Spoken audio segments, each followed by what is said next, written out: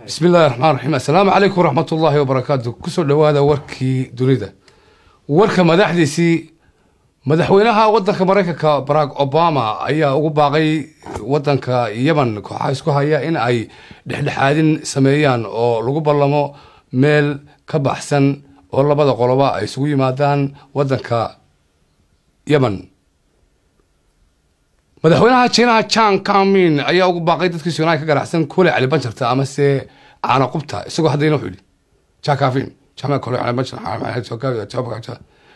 barnaamijka dalka Kenya ayaa isku laayay laba kartoon muuse taasoo qalaasi dagaal badan dhex maray madaxweynaha Kenya oo ka hadlaya arinta wuxuu yiri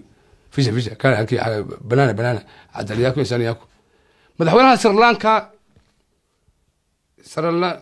Sri Lanka Sakaramina war wax magac adaga madax waa naga mada